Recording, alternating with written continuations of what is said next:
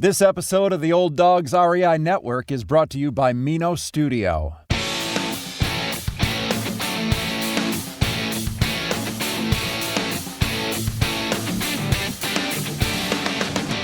Welcome to the Old Dogs REI Network, where cash flow is king. Real estate investing, the means, so you can enjoy your retirement dreams. This is the show where we cut right to the chase. No sales pitch, no long monologues, just simple how-to real estate investing advice, so you can earn the passive income you need to enjoy your retirement today. And now, your host and chief old dog, Bill Manassero. Hello, old dogs, and welcome to Fun Facts Friday. This is our once-a-week, only on Friday show, where we have special episodes not featuring guests, where I will share tricks, tips, terminology, and techniques that will help skyrocket you to real estate investing success. Today's topic is, I was talking to Joe the other day. But before I get started, well, you know, I always start like that, don't I? I kind of go, but before I get started, and then I hopefully will say some words of encouragement to you, those of you that are out there trying to get your real estate under taps here and trying to get build up a nice cash flow for yourselves and build up a legacy for your family. And of course, I want to continue to encourage you in that way. But this is a different kind of podcast, and because one, I'm on vacation. Okay, and I shouldn't even be doing a podcast, but I am because I love you guys, and I'm pre-recording it. Okay, so I'm getting all these in the can before I take off on my trip, and I will, by the time this airs, will be on my trip. My wife and I, we're on our 30th anniversary. We were going to go either to Ireland or we're going to go to like South America. We had all of these different potential places to go, and COVID hit and air travel wasn't happening. And so we basically didn't go anywhere. Well, it is coming up on our third anniversary. Actually, if by the time you hear this, we will have already had the actual anniversary date of June 9th. And we just decided, we're leaving in like a year. We're going to be moving out of California. We made this difficult decision. I grew up here. My dad was born here. My kids were all born here. And it is it's a place we love. We love the mountains. You can go surfing in the morning and then drive up to the mountains and be skiing in the afternoon. Where can you do that? Seriously. And there's all kinds of, amazing things to see here. It's a beautiful state, but it's not a great state to do business. It's not a great state just in terms of cost of living and in other issues here. Taxes are ridiculous. So we just decided we're going to move. So we narrowed down to 3 states that we wanted to go to. And part of the criteria was we wanted a place that we would love to be in terms of weather and other conditions and so forth. But we also wanted a place that would also have great opportunities in terms of real estate investing. Just the thought of being able to invest in my own backyard sounded so great that I just was like, yes, I was really excited about that opportunity.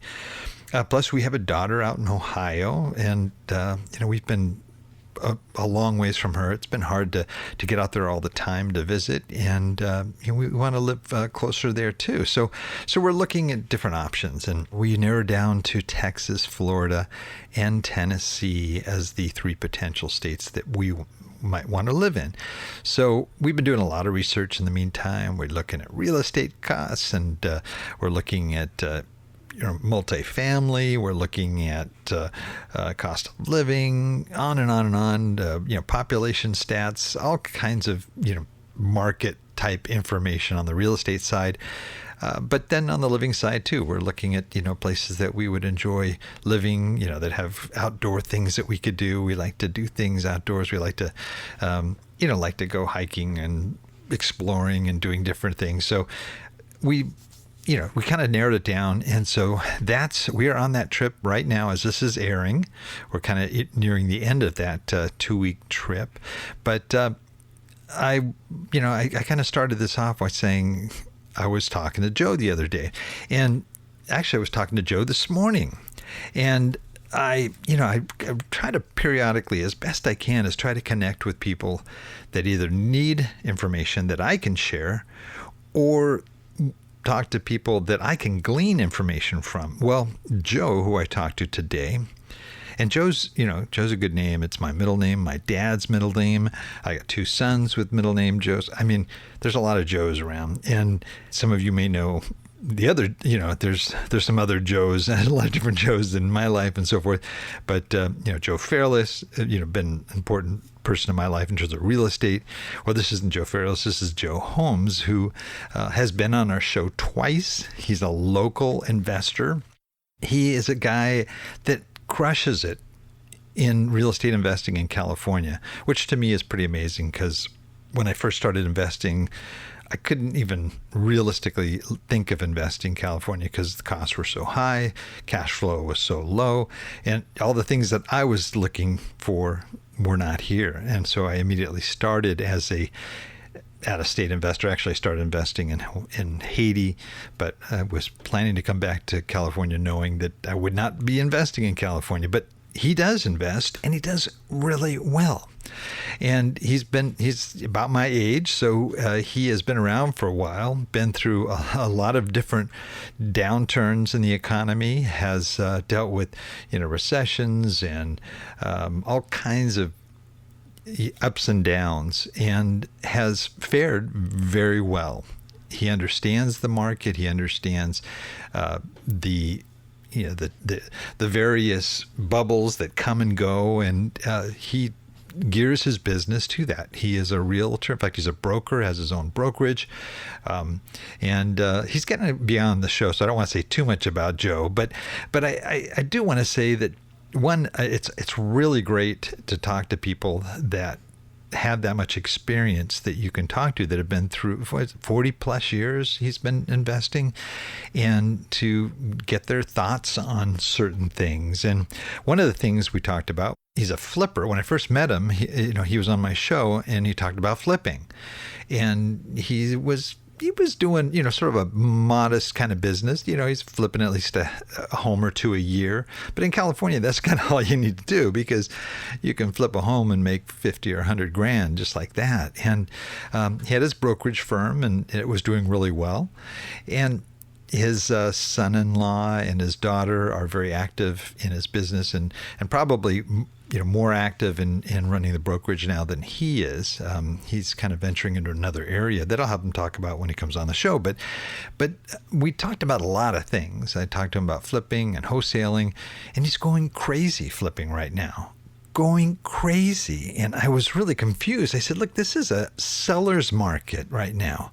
I mean, how in the world can you find homes, to be able to flip with a margin there when homes are selling way over asking right now? It's just crazy. I mean, he was telling me about a townhome that he found that basically it was sort of a distressed seller situation, and he started off negotiating with them, and it was I think it was probably around, I don't know, 600,000 or something like that.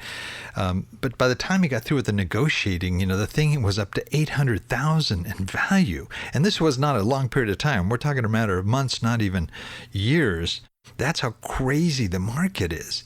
And I'm going, how do you flip in that kind of environment? And I guess, you could find anything, and the homes are going up so fast that I guess you can make a margin there, but he's not finding things where he used to find them. He used to go to the courthouse steps, and he used to also go on the MLS and try to find things there. And there's just nothing there. Those are all dried up right now. So he's doing some other unique approaches to try and identify and find these properties that he can flip. And while we were talking, he had 12 properties that are in different stages of being flipped, or wholesaled, or depending on how he approached it, but they were basically distressed seller situations. And so it kind of led me to the the question I've had, and I've been going back and forth, and I've talked about on this show quite a bit as well, and that is, where are we at? Are we at the top of a bubble? Are we in a situation where there are all of these deferred foreclosures out there? Now, whether it's through forbearance or other options out there, is there going to be this point where all of a sudden, boom, this market is just going to take a crash and drop down, and then there's going to be tons of foreclosures available?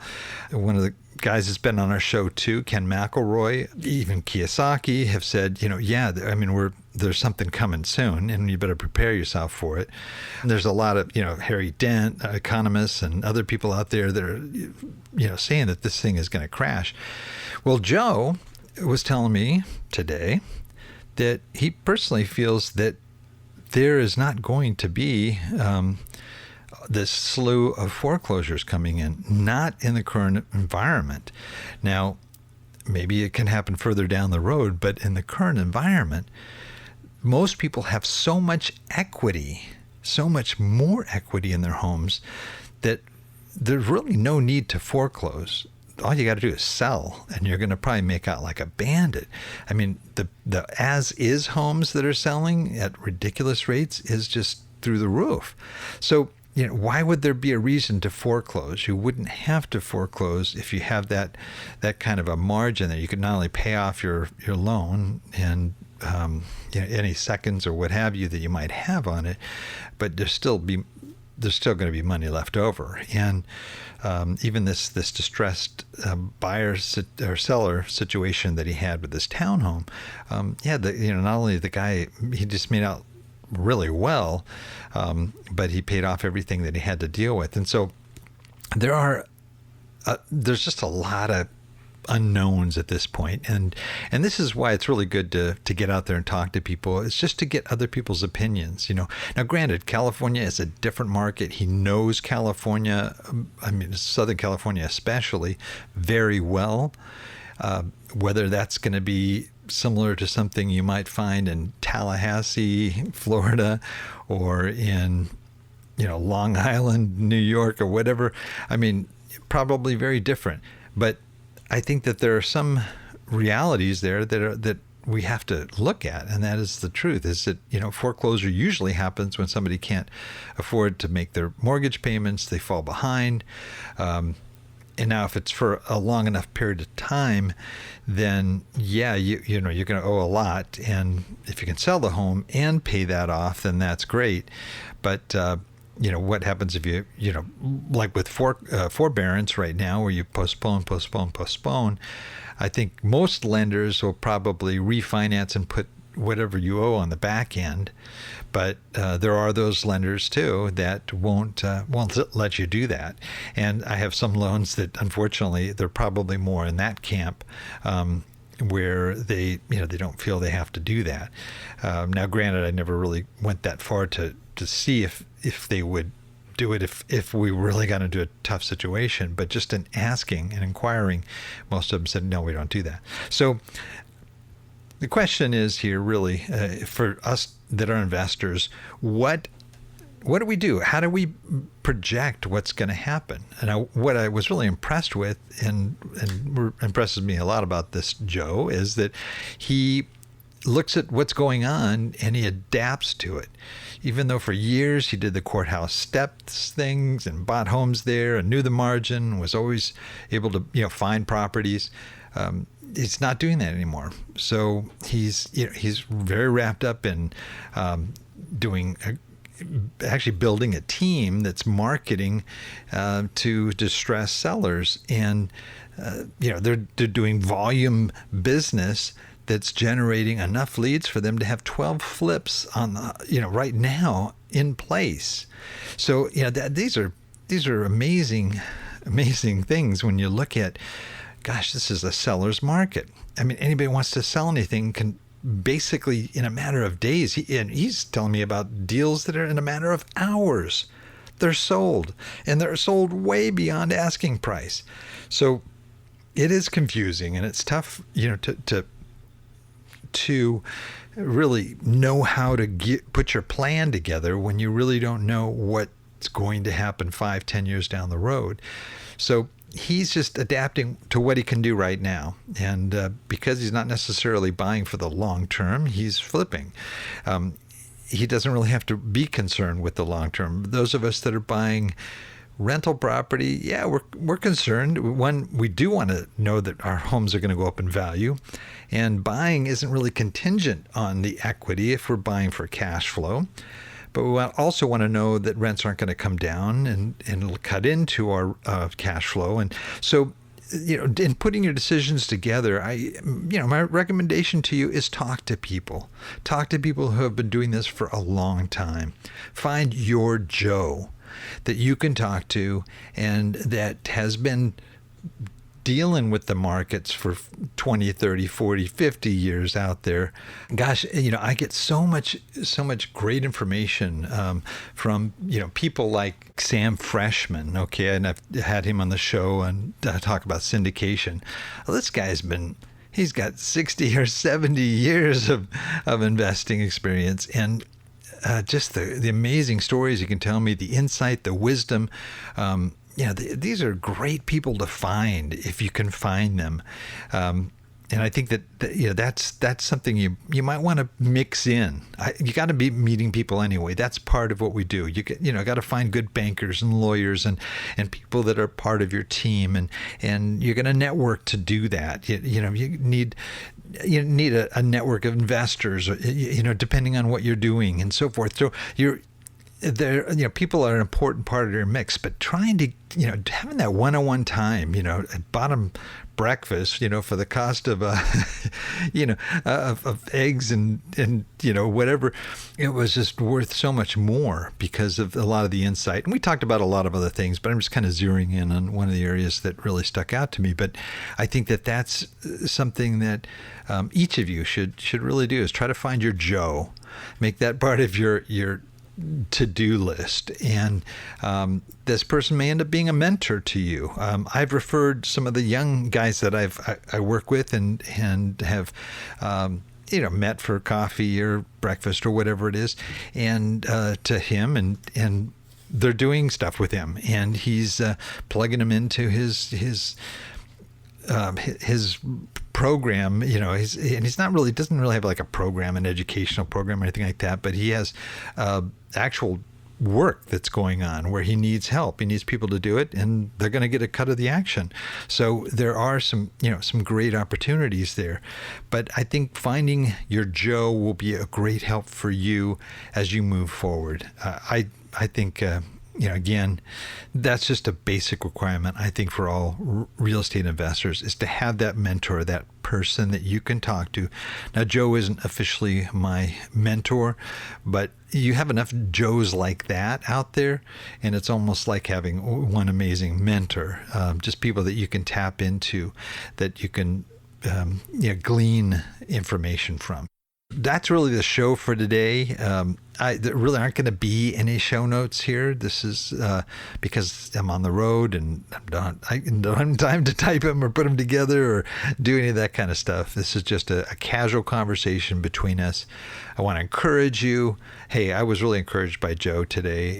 And I look at California and think, hey, maybe I could even do something here, but I'm going to be moving, so I probably won't. But I certainly will refer people to him that I think that would benefit, that are staying here. So anyway, please note everything that I talked about today will not be in my show notes on the Old Dogs website, but there are a lot of other show notes there and a lot of other podcasts that I think you guys will glean a lot of good information from.